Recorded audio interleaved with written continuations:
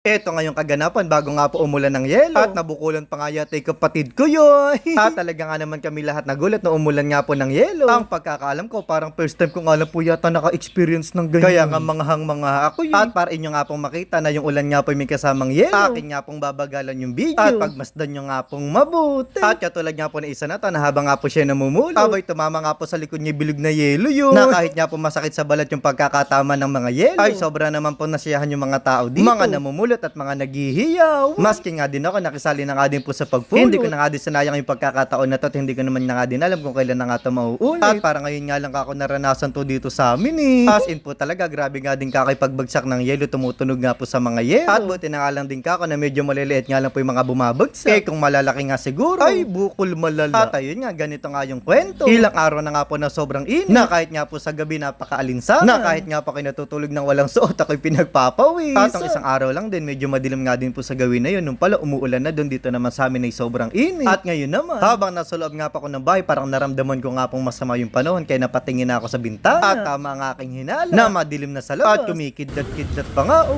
Uy, maya-maya nga lang din bumuhos na nga po yung malakas na ulan. Tapos ang gara naman ito, bigla nga pong hihinto. At bubugso na naman nga po. At parang nga ako ng luloko lang. Pero sa bandang huli, ay tuluyan na nga pong umulan ng todo. Di pala, todo. At dito nga po sa lugar namin, ito nga po kauna-unahang ulan ng Mayo. At base nga po sa paniniwala na mula pa sa matatanda, na ang unang ulan nga daw po ng Mayo ay maganda nga daw po sa katawan o nakakapagpagaling ng sakit. Pero kung ganyan naman nga po kalakas ng ulan, baka magkasakit. Ayun na nga, expected na nga po yung mangyayari na wala na nga po ng kuryente. Nagpalit na nga ako ng suot, ako nga po yung maliligo sa ulan sa harapan ng bayan. Kaso nga lang biglang kumidla. Kahit papano para sa lumipat na nga lang ako ng peso dito na nga lang po sa gilid ng bahay. At tamang sahod nga lang po sa alulod. Grabe, parang bata, tatalon-talon pa. Wala na, nakita na yung kong bundag.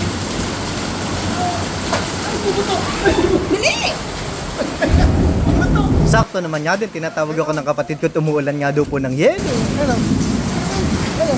Ayaw nga. Yelo. Ay, ayun nga, ang daming yelo. Ay, daming yelo. Aray! Ayun, ang daming yelo.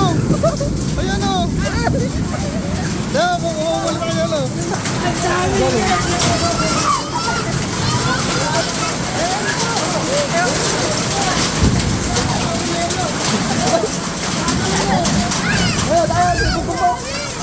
So sobrang aliw ko nga po sa pamumulot ng yelo, abutin na nga lang naalala ko nga po yung kotse. Sobrang dami nga din po mga bumabagsak. Baka ako magkanda kupi-kupi yung taas ng kotse. O mabasag nga po yung haramin sa harap eh.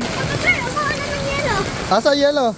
Isang tipak. Baka mabagsak ka ng isang tipak. At kita nyo nga, hindi pa nga po nasyahan yung mga bata sa paliligo sa ulan. Sinabayan pa nga po nila ng pagtalon sa irrigation. Ganyan na ganyan nga din po kami ng mga bata. Eh, kasasaya lang mga maglanguya. Alam na, bukas may mga ubot sipon yan. So, paano hanggang dito na lang magkita-kita tayo sa susunod na kwento. Bye-bye!